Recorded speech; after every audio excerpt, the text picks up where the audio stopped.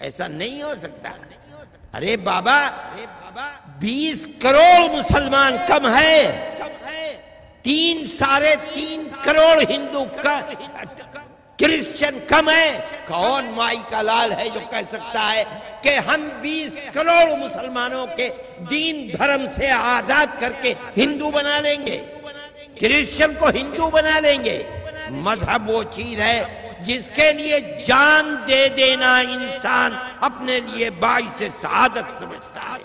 کیسے چھوٹ جائے گا؟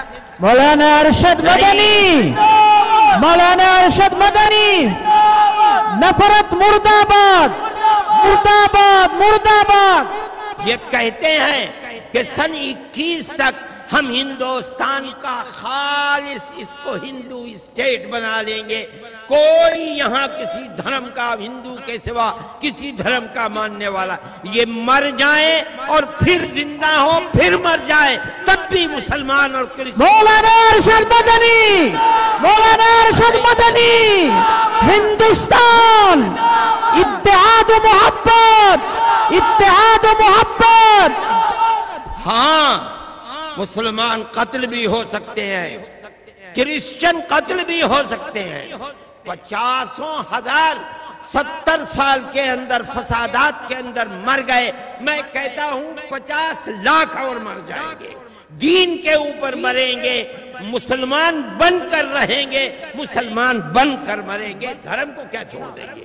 اس کے اندر طاقت ہے. لیکن ملک کا امن و امان کہا جائے گا.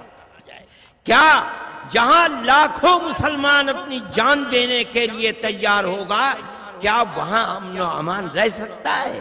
ملک کا کیا بنے گا؟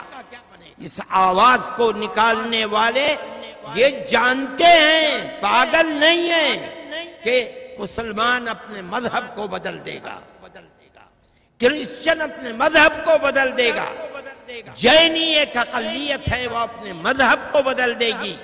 نہیں، سکھ ایک اقلیت ہے وہ مذہب بدل نہیں، مذہب نہیں بدلا جا سکتا.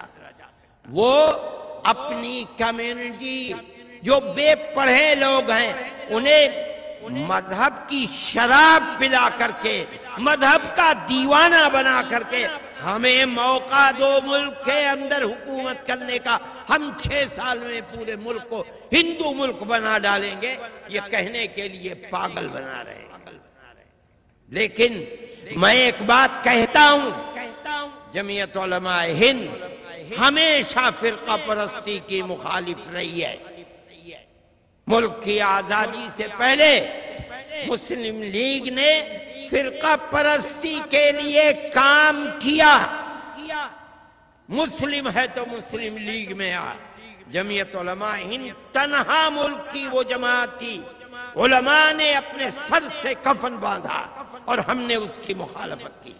ہمارے بزرگوں کی ٹوپیاں مسلی گئیں، ان کے سروں سے عمامے اتار کر کے انہیں ذلیل کرنے کی کوشش کی گئی، ان کے اوپر حملے کیے گئے، انہیں قتل کرنے کی کوشش کی گئی.